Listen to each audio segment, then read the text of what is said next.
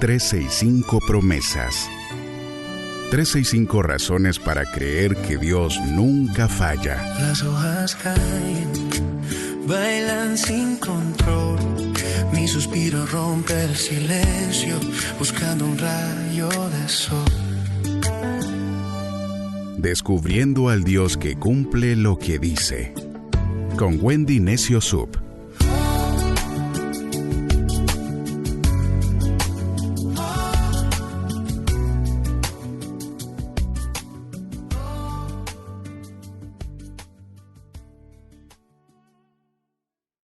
...23 de junio, promesa 174. Lo que Dios reconstruye siempre vuelve más fuerte.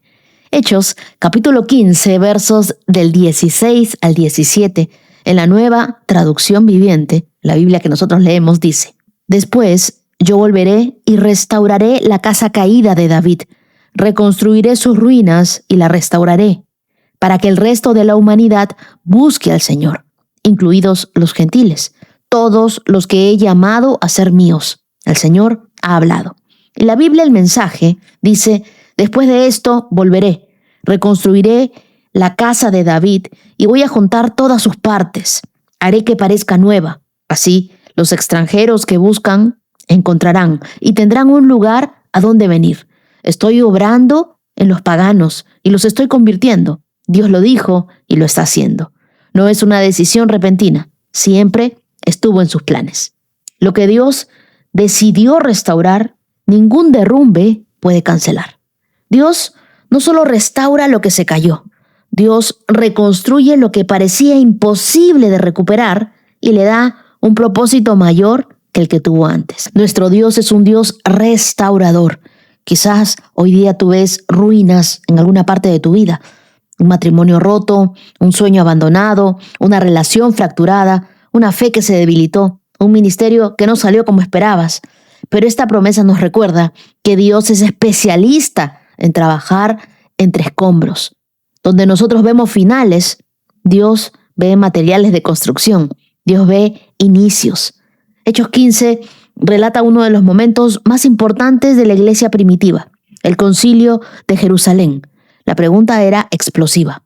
¿Pueden los gentiles entrar en el pueblo de Dios sin convertirse primero en judíos? ¿Tiene la gracia límites étnicos? En ese momento de crisis teológica, Jacobo se pone de pie y cita al profeta Amós, en los versos del 11 al 12. Esta era una profecía escrita en el siglo XIII a.C., cuando el reino de David estaba fragmentado, cuando Israel estaba en caída libre. La casa caída de David, decían, representaba que el reino de David estaba totalmente destruido siglos antes. Lo que una vez fue glorioso terminó convertido en ruinas. La palabra hebrea en Amós para restauraré es cum, que literalmente significa levantarse o ponerse en pie. Esto no era una reparación, no era una pintura de paredes viejas, era una resurrección arquitectónica, restaurar desde cero. Dios no restaura para que algo se quede pareciendo como antes. Él levanta algo nuevo para que cumpla lo que nunca pudo cumplir mientras estaba en pie. Y aquí está el giro que Jacobo quiere que todos escuchen. La razón de la restauración no solamente era para el orgullo de Israel, sino era para que el resto de la humanidad busque al Señor. Los que estaban afuera, los que no tenían linaje, los que nadie había incluido en la lista. Como dice la Biblia en el mensaje, no es una decisión repentina. Siempre estuvo en sus planes. Nada de lo que Dios hace en tu vida, en mi vida, es improvisado. Hay cosas que a nosotros nos caen como de sorpresa, pero a Dios nada lo sorprende. Dios ya sabía, ya estaba dentro del plan de Dios. Así que imagínate que tú llegas a una ciudad y ves un edificio antiguo completamente en ruinas, las paredes caídas, el techo derrumbado, la vegetación creciendo entre los escombros. Cualquiera que pasa mira y piensa, esto ya no tiene remedio. Que lo tiren, que construyan algo nuevo en ese terreno. Pero entonces llega un arquitecto. Y un arquitecto no ve escombros, ve materiales. Tampoco ve un final, ve una oportunidad de diseño que con el edificio intacto nunca hubiera sido posible. Él derriba lo que queda débil, conserva lo que tenía valor estructural y construye algo que el edificio original nunca pudo haber sido. Cuando ocurre un terremoto, los expertos no comienzan construyendo inmediatamente. No, ellos primero remueven los escombros, luego revisan los cimientos, después levantan nuevamente la estructura. Muchos creyentes quieren la reconstrucción sin pasar por la remoción. De repente hoy, lo que tú llamas ruinas, Dios lo está llamando su material de construcción. Tú no sabes lo que Dios va a hacer con este capítulo de tu historia. Tú dices, estoy rota, solo veo lágrimas, siento que todo está derrumbado, pero eso no es lo que Dios ve. Hechos 15 sucede aproximadamente 750 años después de que Amós le escribiera esta promesa. 7 siglos y medio de silencio aparente. 7 siglos y medio en los que cualquiera habría dicho, bueno, esta promesa ya venció, ya pasó el tiempo, ya se llenó de polvo. Pero lo que Dios prometió nunca tiene una fecha de vencimiento, solo tiene una fecha de cumplimiento. Y esa fecha no la decides tú ni yo, esa fecha la decide Él. ¿Por qué te digo esto? Porque de repente hay cosas que Dios habló a tu vida hace años, quizá a través de una oración, en un versículo, en una palabra que recibiste. Y el silencio de los años no es una cancelación. Que estés en este tiempo de espera no es que Dios se haya olvidado de lo que te prometió. Es una preparación. El peligro no es que Dios olvide. El peligro es que nosotros archivemos lo que Él nunca guardó. Porque Dios citó su propio archivo cuando todos ya lo habían olvidado. Así que, ¿qué promesa es la que tú has dejado de mencionar en tus oraciones porque sientes, ya pasó su momento? De repente Dios no me responde, así que ¿para qué lo sigo molestando con esta oración? Pero quiero decirte algo, no todo lo que tarda termina. A veces lo que tarda madura. Quiero que veas esto. Dios no dice, voy a reparar la casa de David. Dice, voy a reconstruirla. Hay una diferencia enorme. Espero que la estés viendo. Reparar es arreglar algo para que vuelva a funcionar. Mientras que reconstruir es levantar algo nuevo utilizando incluso las ruinas del pasado. Así que fíjate en el versículo 17. Dios no restaura la casa de David para que Israel recupere su gloria política. La restaura para que los gentiles tengan un lugar a donde venir. La reconstrucción no es el fin, es el medio. El colapso del reino de David abrió una brecha por la que entró toda la humanidad. Así como Dios nunca desperdicia una lágrima, Dios nunca desperdicia un derrumbe. Si algo cayó en tu vida, pregúntate no solo por qué cayó, sino para quién será el espacio que quedó. ¿Y sabes qué? Dios no te reconstruye en secreto. Él te reconstruye en público para que otros encuentren el camino. Dios vuelve. Y date cuenta de esto. Él no manda a alguien. Él no delega la restauración. Él vuelve. La casa de David no tenía nada que ofrecerle. Estaba en escombros. Y sin embargo, Dios vuelve a ese lugar específico, con esas ruinas específicas, con ese nombre específico. Y no construye otro terreno. No adopta otro linaje. Vuelve exactamente a donde todo colapsó. ¿Qué te quiero decir con esto? Que el lugar de tu mayor fracaso es también el lugar donde Dios tiene mayor interés en demostrar su poder. No es casualidad que Dios vuelva a los escombros. Los escombros son su material favorito. A veces el fracaso no es el enemigo del éxito, es el arquitecto que lo prepara. Quizás lo que parecía una pérdida fue la manera en la que Dios protegió tu futuro. Y de repente, ahora no lo entiendes, pero en algún momento lo entenderás. Dios no te restaura porque tú mereces una segunda oportunidad. Él te restaura porque Él nunca abandonó el plan original. Él nunca se olvidó de lo que te prometió. De repente hay un área en tu vida donde tú has dicho, ya esto es caso cerrado. Pero Dios todavía tiene la agenda abierta ahí. Dios todavía está con el resaltador. Nadie puede abandonar definitivamente lo que Dios ha decidido reconstruir.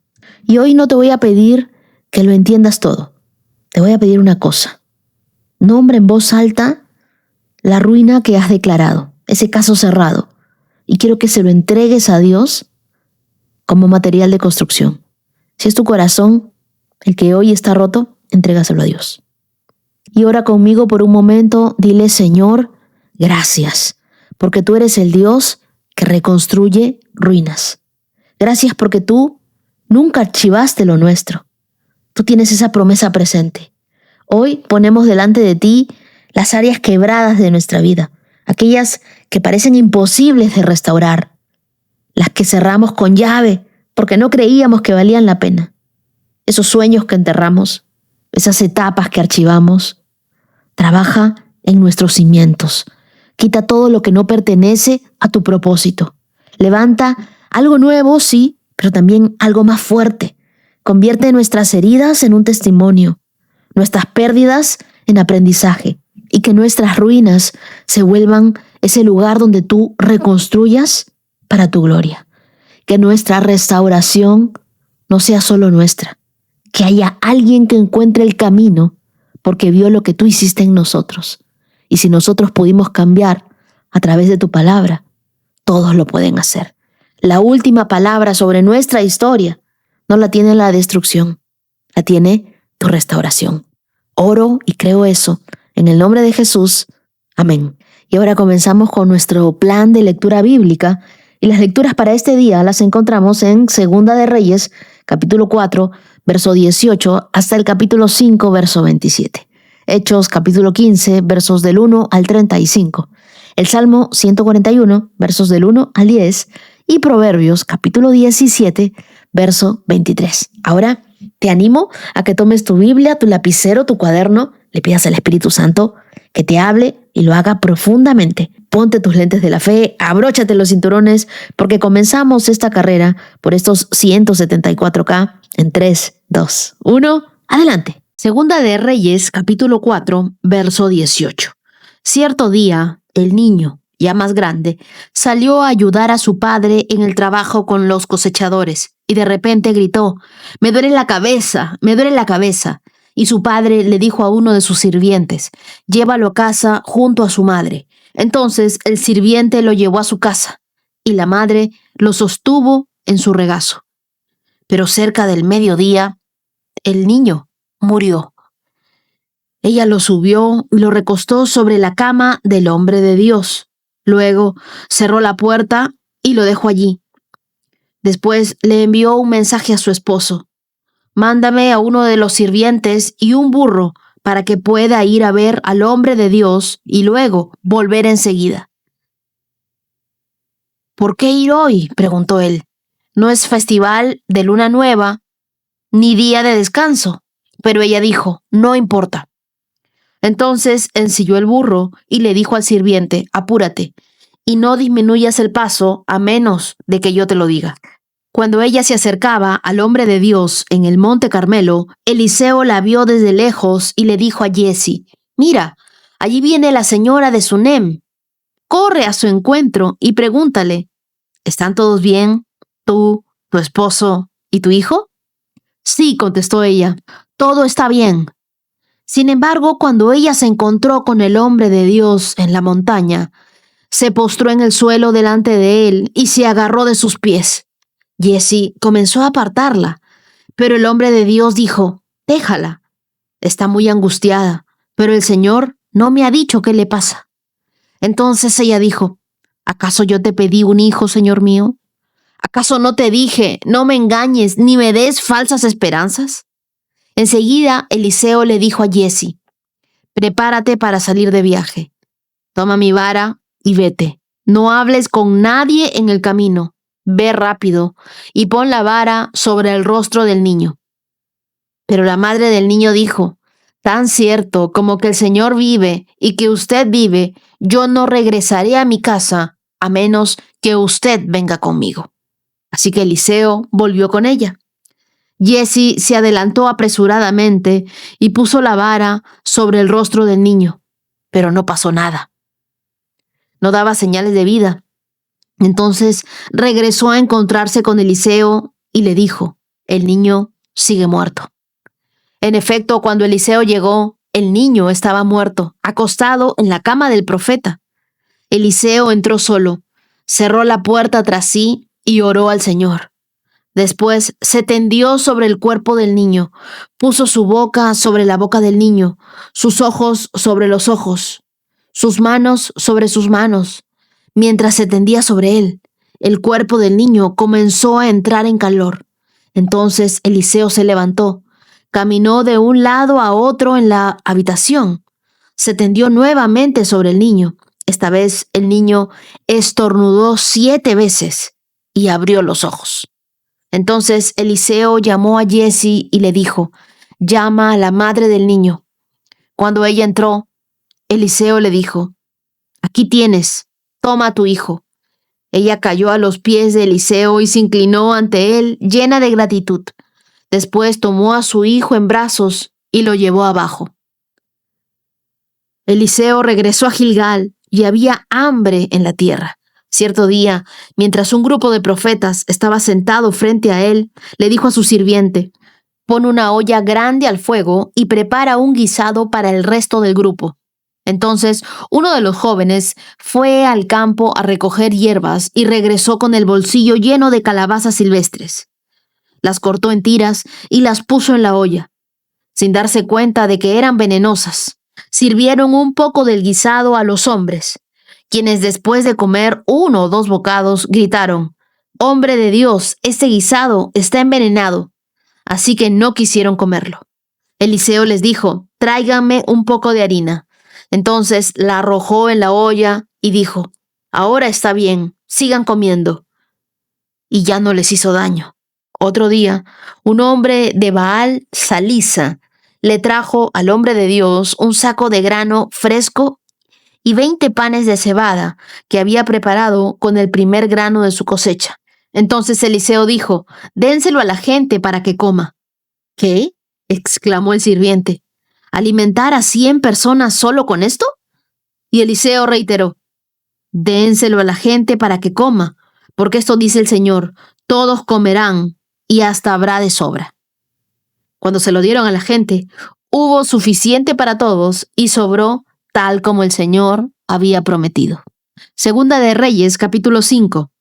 El rey de Aram sentía una gran admiración por Naamán, el comandante del ejército, porque el Señor le había dado importantes victorias a Aram por medio de él. Pero a pesar de ser un poderoso guerrero, Naamán padecía de lepra. En ese tiempo, los saqueadores arameos habían invadido la tierra de Israel, y entre sus cautivos se encontraba una muchacha quien había entregado la esposa de Naamán como criada. Cierto día, la muchacha le dijo a su señora: «Si mi amo tan solo fuere a ver al profeta de Samaria, él lo sanaría de su lepra». Entonces Naamán le contó al rey lo que había dicho la joven israelita. «Ve a visitar al profeta», le dijo el rey de Aram. «Te daré una carta de presentación para que se la lleves al rey de Israel». Entonces Naamán emprendió viaje y llevó de regalo 340 kilos de plata y 78 kilos de oro y 10 mudas de ropa. La carta para el rey de Israel decía: «Mediante esta carta presento a mi siervo Naamán. Quiero que lo sanes de su lepra». Cuando el rey de Israel leyó la carta, horrorizado, rasgó sus vestiduras y dijo: «¿Acaso soy Dios para dar vida y quitarla? ¿Por qué este hombre me pide que sane a alguien con lepra? Creo que solo busca pelear conmigo». Sin embargo, cuando Eliseo, hombre de Dios, supo que el rey de Israel había rasgado sus vestiduras en señal de aflicción, le envió este mensaje: «¿Por qué estás tan disgustado? Envíame a Naamán, así él sabrá que hay un verdadero profeta en Israel». Entonces Naamán fue con sus caballos y carros de guerra y esperó frente a la puerta de la casa de Eliseo. Pero Eliseo le mandó a decir mediante un mensajero: «Ve y lávate 7 veces en el río Jordán. Entonces tu piel quedará restaurada y te sanarás de la lepra». Naamán se enojó mucho y se fue muy ofendido. Yo creí que el profeta iba a salir a recibirme, dijo. Esperaba que él moviera su mano sobre la lepra e invocara el nombre del Señor su Dios y me sanara. ¿Acaso los ríos de Damasco, el Habana y el Farfar no son mejores que cualquier río de Israel? ¿Por qué no puedo lavarme en uno de ellos y sanarme? Así que Naamán dio media vuelta y salió enfurecido. Sus oficiales trataron de hacerle entrar en razón y le dijeron: Señor, si el profeta le hubiera pedido que hiciera algo muy difícil, ¿usted no lo habría hecho?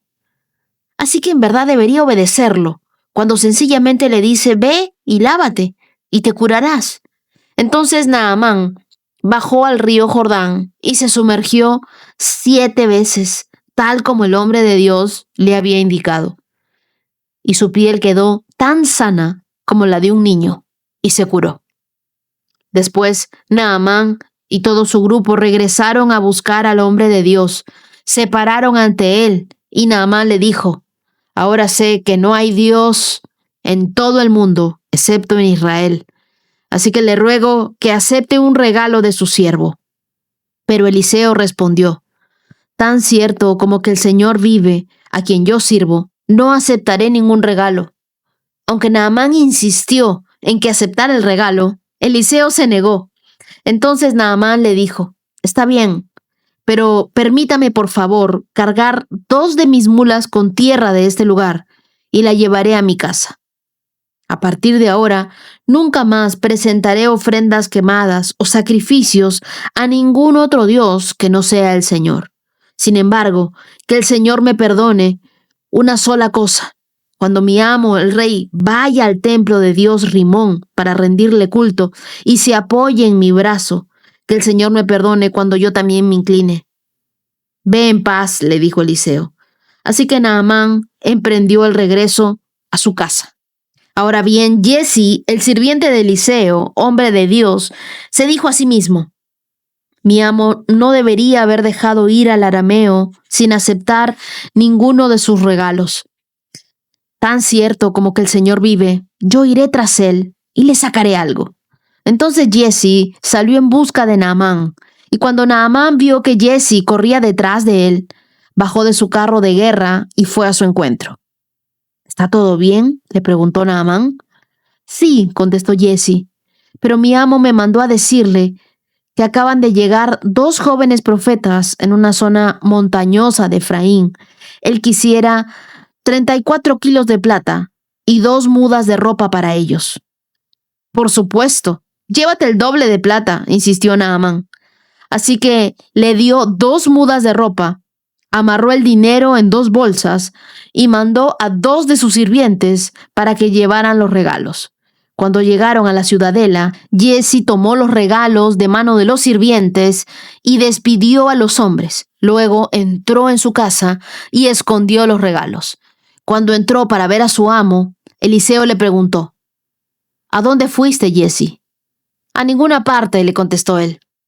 Pero Eliseo le preguntó: ¿no te das cuenta de que yo estaba allí en espíritu cuando Naamán bajó de su carro de guerra para ir a tu encuentro? ¿Acaso es momento de recibir dinero, ropa, olivares y viñedos, ovejas, ganados, sirvientes y sirvientas?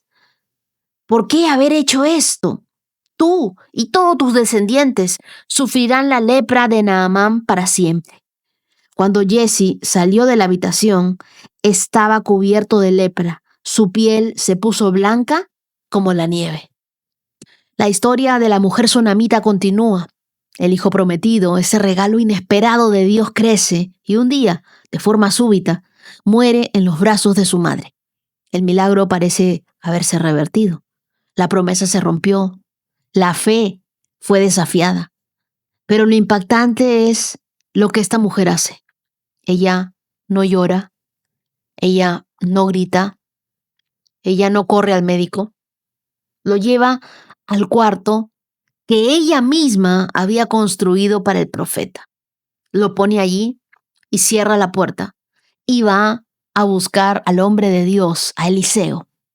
Y esto me recuerda que cuando te duele algo profundo, no debes correr hacia lo visible que nada ayuda. corre hacia el único que puede hacer algo por ti, Dios. La habitación que esta mujer preparó para la presencia de Dios ahora se convierte en el altar donde ella coloca lo que más ama, su hijo. Esta mujer no corre con desesperación, corre con dirección, porque aprendió que el mismo Dios que da la promesa es el único que tiene el poder de sostener la promesa. Ella no le dice al esposo, el niño ha muerto. Ella está en paz. Y me sorprende que cuando Jesse le pregunta, ¿qué necesitas? ¿Qué ha pasado? ¿Todo está bien? Ella le responde y le dice en el verso 26, todo está bien. En hebreo lo que esta mujer está diciendo literalmente es Shalom, tengo paz. Y esta declaración es una increíble espada espiritual en medio del caos, porque tu fe no se mide cuando recibes la promesa, sino cuando caminas con esperanza en medio del dolor. Cuando tú sientas que algo que Dios te dio está muriendo, un llamado, una relación, un sueño, un hijo, llévalo a tu lugar secreto, al lugar donde te encuentras con la presencia de Dios. No lo entierres aún. Ponlo donde la presencia de Dios pueda tocarlo, pueda visitarlo. Cuando la mujer llega donde Eliseo, lo confronta y le dice, te pedí un hijo. ¿Acaso yo te lo pedí, Señor mío? ¿Acaso no te dije, no me engañes ni me des falsas esperanzas en el verso 28? Y no le está reclamando con ira, lo está haciendo con dolor. Dios no se escandaliza nunca de nuestras oraciones sinceras, de nuestras preguntas sin filtro. Eliseo envía a su criado, pero la madre insiste, tiene que ir él mismo. Hay oraciones que solo se responden cuando nos negamos a irnos sin una promesa en la mano. Y aquí la tsunamita tenía una fe que no aceptaba un no. Eliseo entra al cuarto, ora, se tiende sobre el cuerpo del niño. Y lo que ocurre aquí es simbólico. Vida sobre la muerte, calor sobre el frío, espíritu sobre la carne. Y el niño resucitó. Dios no solo lo resucitó, se lo entregó a su madre y completó el milagro. Verso 37 nos dice que ella cayó a los pies de Eliseo y se inclinó ante él llena de gratitud. Después tomó a su hijo en brazos y lo llevó abajo. Esta mujer sí que tenía una fe que no se rinde. Ella no solo hizo espacio en su casa para el profeta, hizo espacio en su casa para la presencia de Dios. Y donde está la presencia de Dios, hay vida. Me recuerda tanto a la película que en algún momento les recomendé, Un amor inquebrantable, que la pueden ver en Disney, cuando esta madre recibe la noticia de que su hijo ha muerto. Ella no se resigna. Ella va, ora y le pide a Dios un milagro. No te voy a contar el desenlace porque quiero que la veas. Y luego, Segunda de Reyes, capítulo 5, nos habla sobre Naamán, que era el general del ejército sirio, un hombre respetado, pero leproso. La lepra en la Biblia representaba pecado, representaba impureza, muerte. Al igual que el SIDA hoy en día, la lepra era una de las enfermedades más temidas de la época.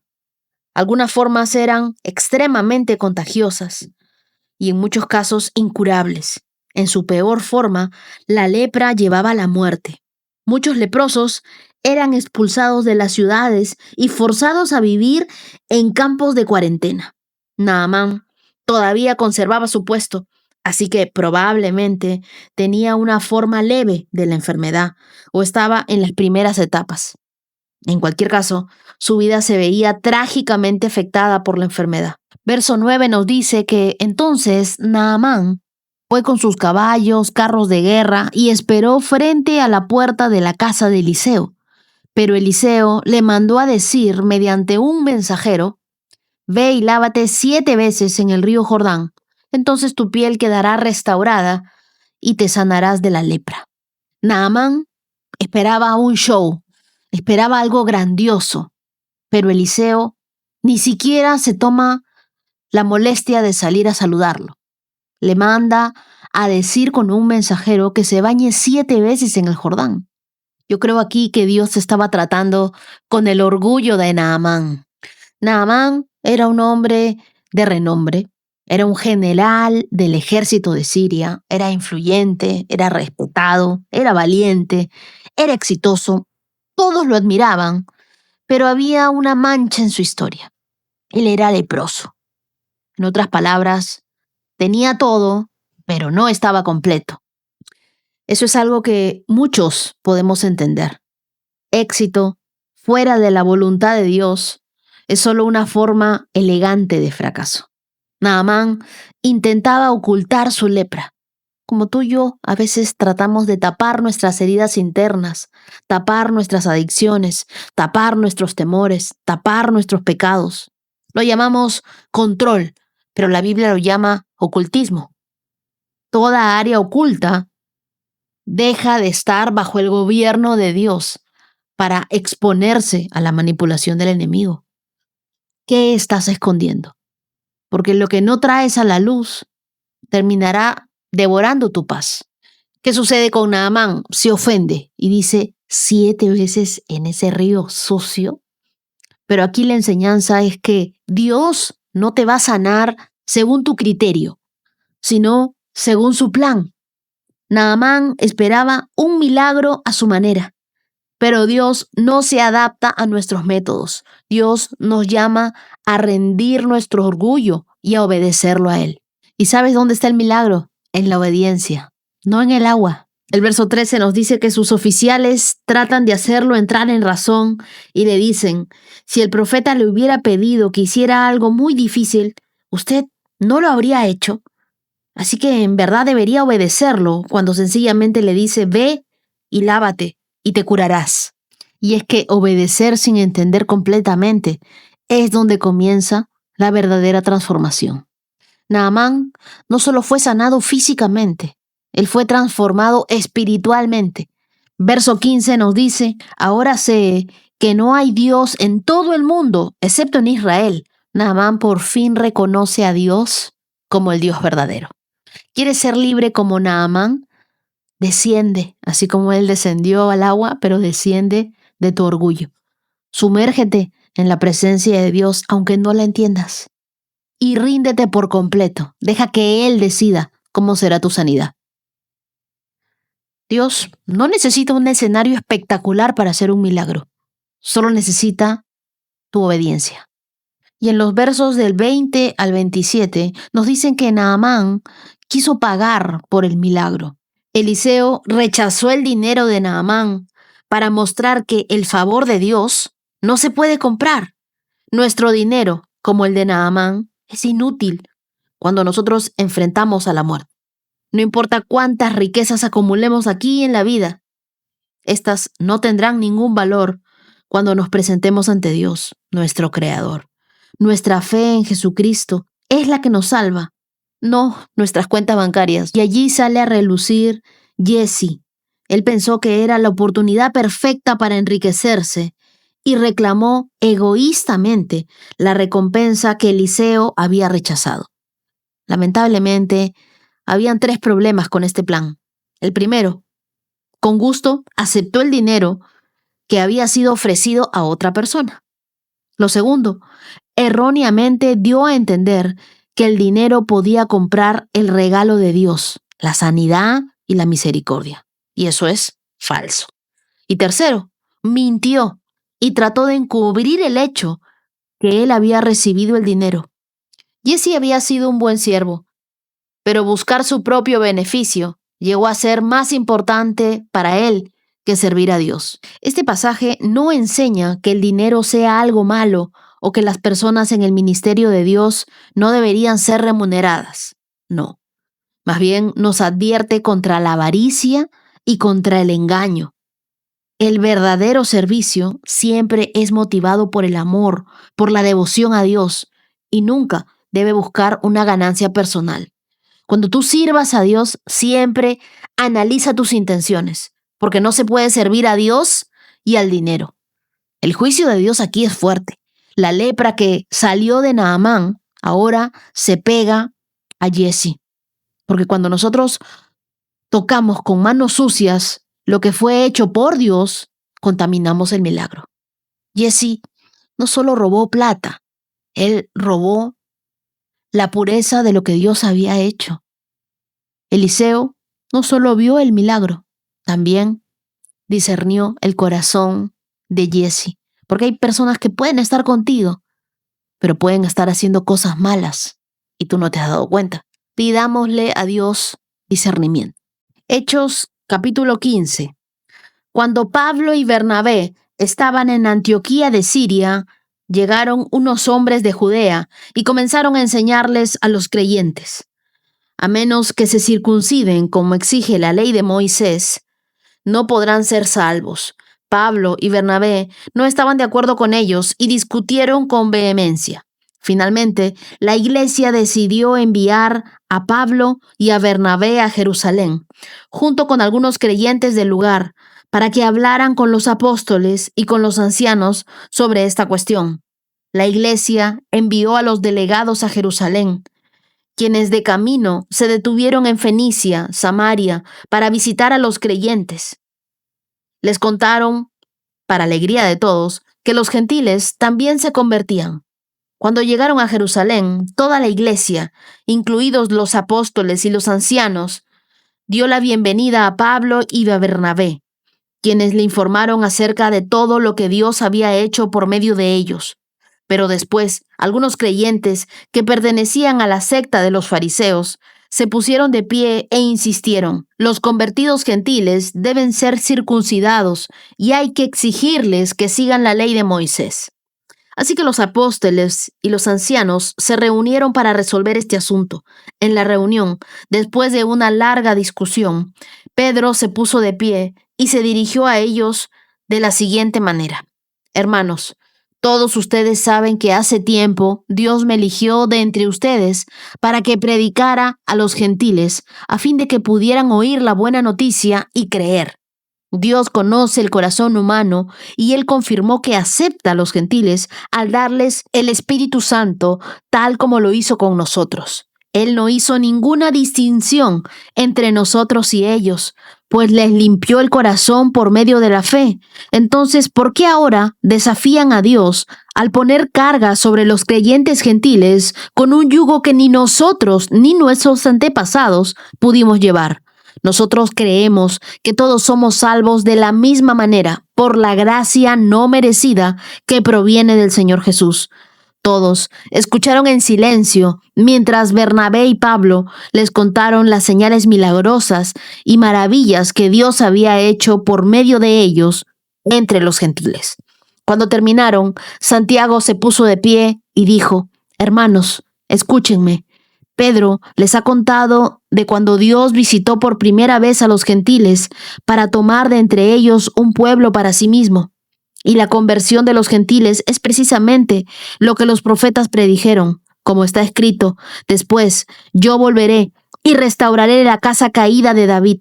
Reconstruiré sus ruinas y la restauraré, para que el resto de la humanidad busque al Señor, incluidos los gentiles, todos los que he llamado a ser míos. El Señor ha hablado, aquel que hizo que estas cosas se dieran a conocer desde hace mucho.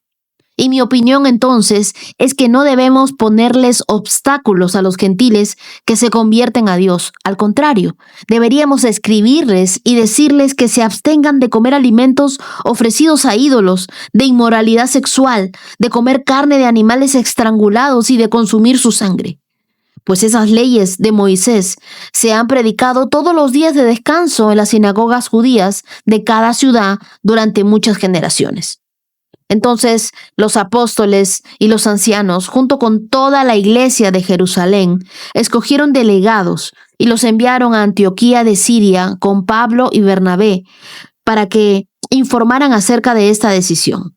Los delegados escogidos eran dos de los líderes de la iglesia, Judas, también llamado Barsabás, y Silas. La carta que llevaron decía lo siguiente: nosotros, los apóstoles y los ancianos, sus hermanos de Jerusalén, escribimos esta carta a los creyentes gentiles de Antioquía, Siria y Cilicia.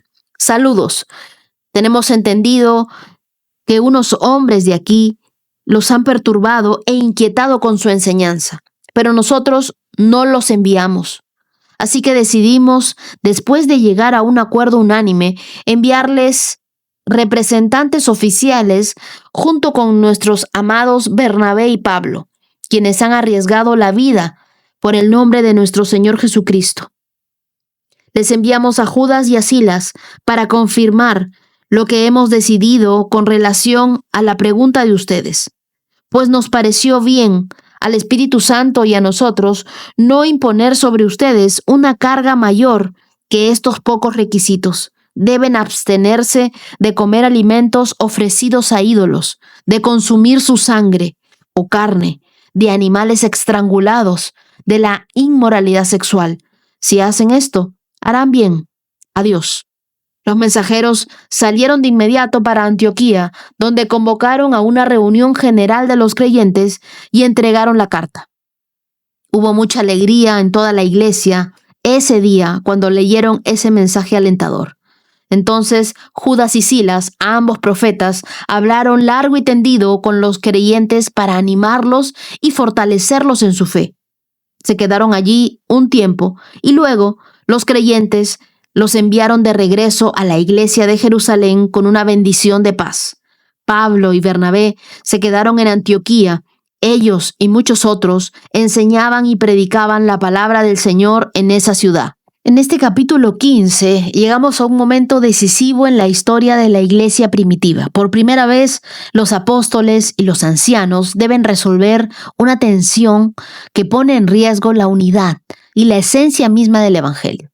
Algunos judíos cristianos estaban enseñando en Antioquía que los gentiles debían circuncidarse para ser salvos. Nos dice eso el verso 1.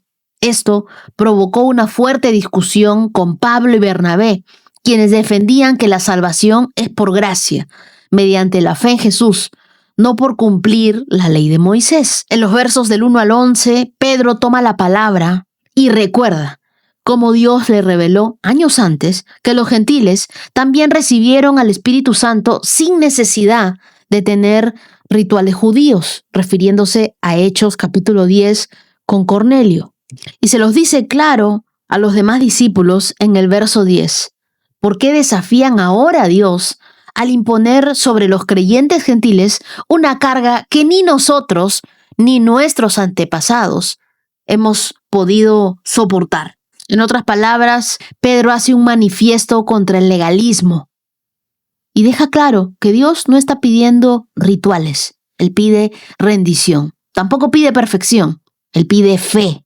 En el verso 13, Santiago, el hermano de Jesús y líder de la iglesia en Jerusalén, toma la palabra y cita al profeta Amós, mostrando que la inclusión de los gentiles ya estaba profetizada, que no es una novedad, sino era parte del plan eterno de Dios. Ellos deciden hacer una carta para que quede claro, para que no se preste a malos entendidos. Cuando los creyentes de Antioquía leen la carta, se llenan de alegría, se llenan de gozo. ¿Por qué? Porque una fe que se basa en Jesús y no en cargas humanas es libertad y es unidad. Nunca permitas que tu fe se base en rituales, sino en tu relación con Jesús.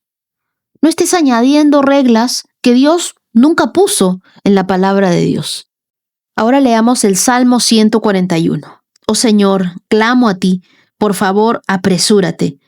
Escucha cuando clamo a ti por ayuda. Acepta como incienso la oración que te ofrezco y mis manos levantadas como una ofrenda vespertina.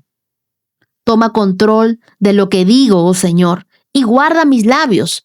No permitas que me deslice hacia el mal, ni que me involucre en actos perversos. No me dejes participar de los manjares de quienes hacen lo malo. Deja que los justos me golpeen, será un acto de bondad. Si me corrigen, es un remedio calmante. No permitas que lo rechace. pero oro constantemente en contra de los perversos y de lo que hacen. Cuando a sus líderes los arrojen por un acantilado, los perversos escucharán mis palabras y descubrirán que son verdad. Como las piedras que levanta el arado, los huesos de los perversos quedarán esparcidos sin que nadie los entierre. Busco tu ayuda, oh Señor soberano. Tú eres mi refugio. No dejes que me maten. Líbrame de las trampas que me han tendido y de los engaños de los que hacen el mal. Que los perversos caigan en sus propias redes, pero a mí déjame escapar. David no comienza con argumentos este salmo, tampoco con promesas, sino con urgencia. Le dice: Dios, por favor, ven pronto, te pido ayuda, apresúrate, escucha que clamo por tu ayuda. Y esta es la oración de alguien que no quiere solo hablar con Dios, sino ser oído ahora. Necesita que Dios le responda ahora. El término incienso del verso 2, acepta como incienso la oración que te ofrezco. Aquí tiene un significado sacerdotal. En el tabernáculo, el incienso debía ser encendido continuamente como símbolo de adoración pura y también de adoración constante. La adoración no comienza con una canción, sino con una postura. Te necesito ahora, Dios. Cuando tú pronuncias estas palabras, estás adorando a Dios. Le estás diciendo: Dios, te necesito en mi vida. Tú eres Dios y yo necesito que tú intervengas ahora.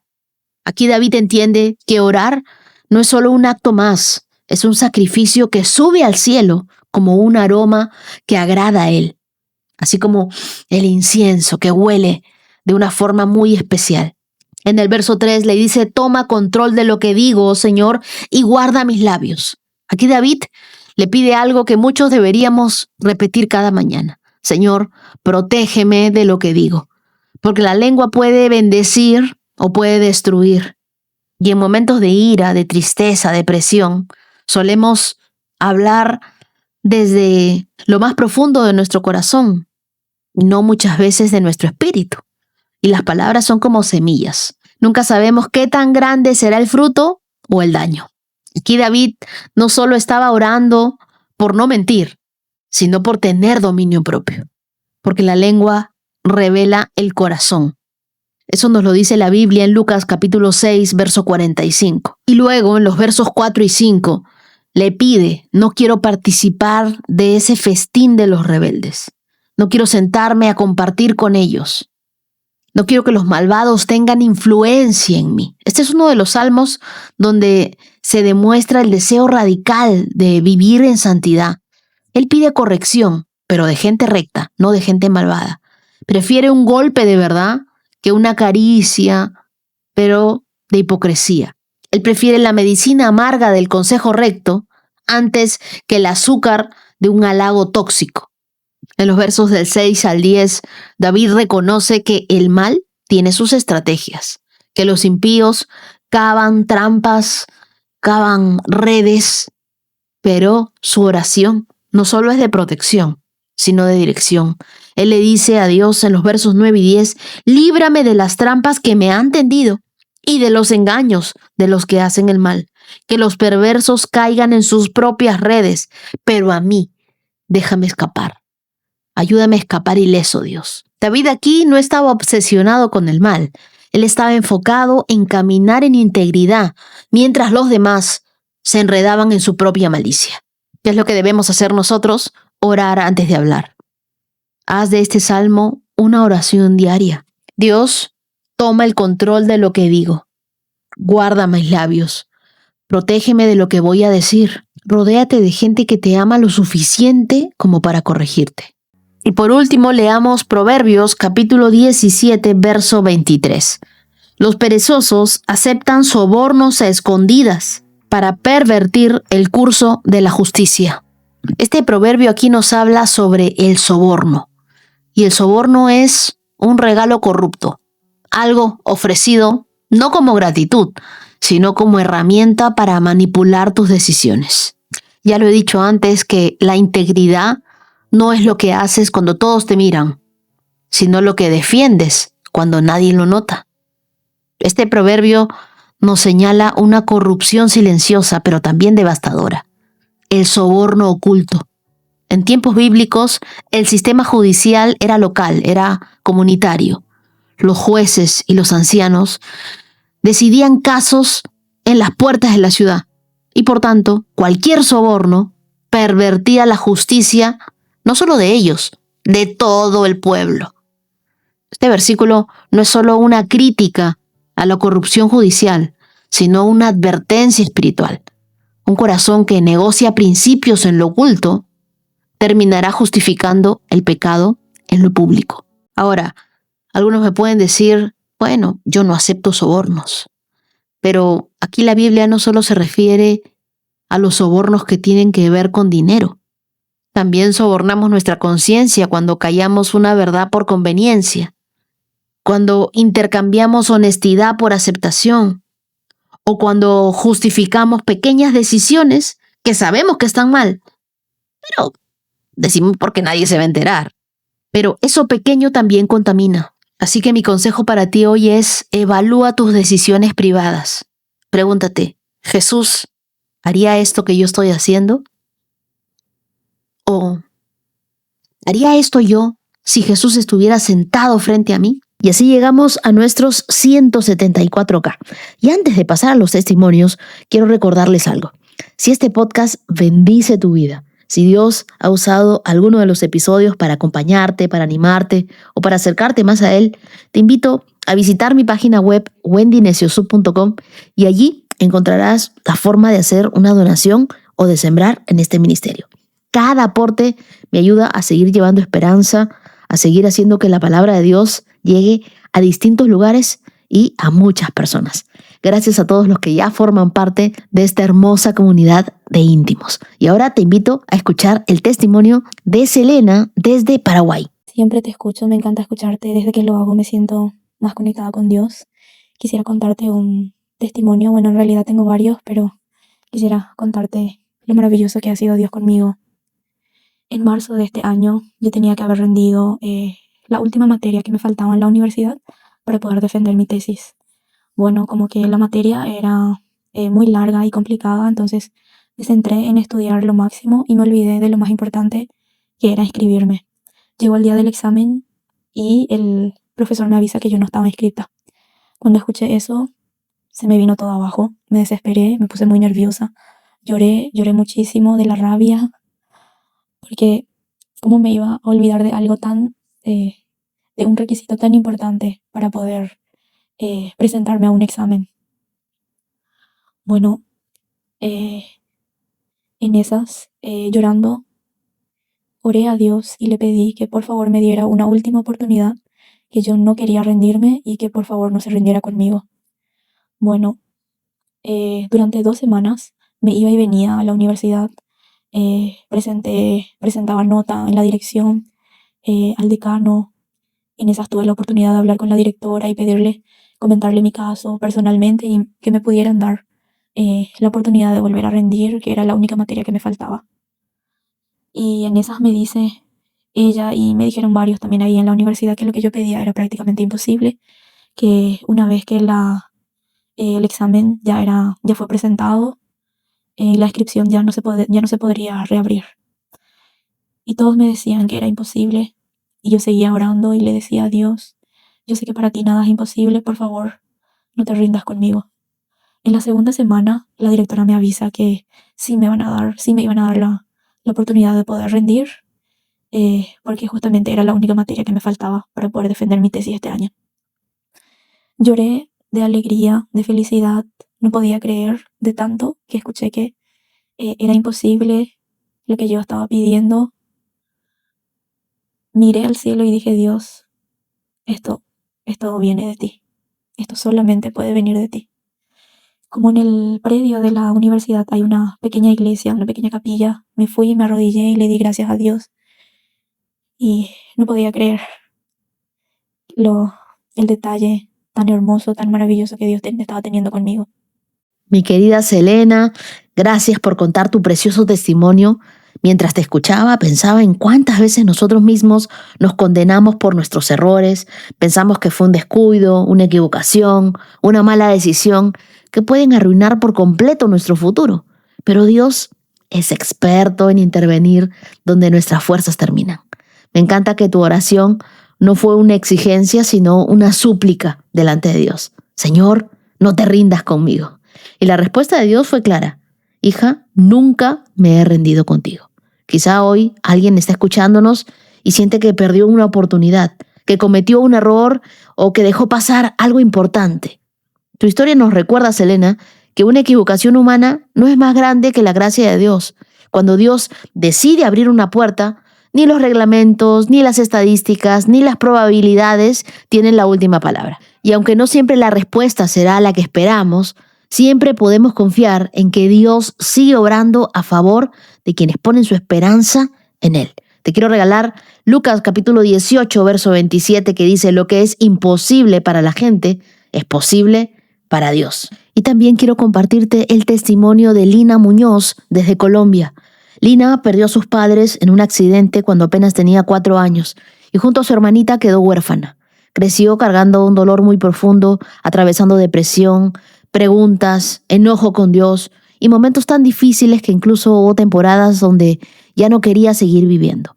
Hace algunos años, además del dolor emocional, atravesaron un desalojo muy duro de la casa que sus padres les habían dejado, y todo eso volvió a romper su corazón. Lina cuenta que sentía que su vida era obstáculo tras obstáculo, y aunque logró terminar su carrera profesional trabajando por ella misma, siguió sintiendo un vacío enorme en el corazón. Pero en marzo del año pasado comenzó a escuchar el podcast y algo comenzó a cambiar en ella. Ella dice que sentía que Dios le empezaba a hablar y ella comenzó a escuchar. Poco a poco empezó a ver la mano de Dios en detalles pequeños pero significativos. Cuenta que en enero compró una bolsa de arroz que normalmente dura para 25 días, y a ella le llegó hasta abril y seguía alcanzando. Y mientras hablaba con su pareja de lo extraño que esto era, ella escuchó un episodio sobre la provisión de Dios y entendió que no era casualidad, que era Dios cuidándolos todos los días. Después vivió otro momento especial. Fue con su pareja a comer un postre y por error les llevaron 2,000 hojas, cuando solo habían pedido una. Su pareja fue a devolverla y la trabajadora les dijo: quédensela, gracias por su honestidad. Lina sonrió y dijo: esto fue Dios. Somos consentidos de Dios. Y justamente esa 1,000 hoja era su postre favorito. Ella dice que hoy entiende que Dios nunca la abandonó, ni siquiera en las noches donde lloraba preguntando: ¿por qué a mí? ¿Por qué a mi hermanita? Hoy está aprendiendo a caminar con obediencia, con sabiduría, con paz, dejando atrás las maletas pesadas que cargó durante años. Querida Lina, si hoy me estás escuchando, quiero decirte algo con todo mi corazón. Dios jamás te llamó huérfana. Tal vez la vida te quitó cosas demasiado temprano, pero nunca te quitó la mirada de tu Padre Celestial sobre ti. Porque aunque hubo temporadas donde sentiste abandono, el Señor estuvo sosteniéndote en cada lágrima, en cada mesa vacía, en cada miedo y en cada batalla silenciosa. Y es cierto, Dios habla en pequeños detalles, en su provisión inesperada, en ese postre regalado y en esa paz que sientes después de años. Porque cuando Dios va sanando el corazón, empezamos a reconocer su amor incluso en las cosas sencillas. Hoy quiero regalarte el Salmo 27, verso 10, que dice: aunque mi padre y mi madre me abandonen, el Señor me mantendrá cerca. Estoy segura de que eso es lo que Dios ha hecho durante toda tu vida. Y ahora quiero darle las gracias a los corazones generosos íntimos de esta hermosa comunidad. Muchas gracias a Lina Santa, gracias a Jesús Daniel González Amaro, a Antonieta Puma. Y desde el canal de YouTube, muchas gracias a Ana Meneses, Verónica González y María Luna. Y queridos íntimos, a ustedes quiero regalarles el Salmo 34, versos del 3 al 8, que dice: vengan, hablemos de las grandezas del Señor, exaltemos juntos su nombre. Oré al Señor y Él me respondió, me libró de todos mis temores. Los que buscan su ayuda estarán radiantes de alegría. Ninguna sombra de vergüenza les oscurecerá el rostro. En mi desesperación oré y el Señor me escuchó. Me salvó de todas mis dificultades, pues el ángel del Señor es un guardián, rodea y defiende a los que le temen. Prueben y vean que el Señor es bueno. ¡Qué alegría para los que se refugian en Él! ¡Qué alegría! Tú y yo nos refugiamos en Él todos los días y vas a estar radiante de alegría. Estoy segura que esta palabra se va a cumplir en tu vida y tú estarás en mis oraciones. Que Dios te bendiga. Muchas, muchas gracias. Y así, queridos íntimos, acabamos de llegar al final de este episodio.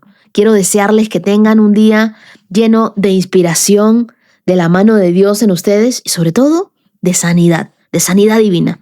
Que se sientan totalmente sanos. Que la paz de Dios esté con ustedes siempre. Has escuchado 365 Promesas. Síguenos en Facebook e Instagram, @Wendy Necio Sub. Hasta la próxima. Bailan sin control, mi suspiro rompe el silencio, buscando un rayo de sol. Promesa, promesa, promesa que salva. Oh, promesa, promesa, promesa que guía. Promesa, promesa plena en ti.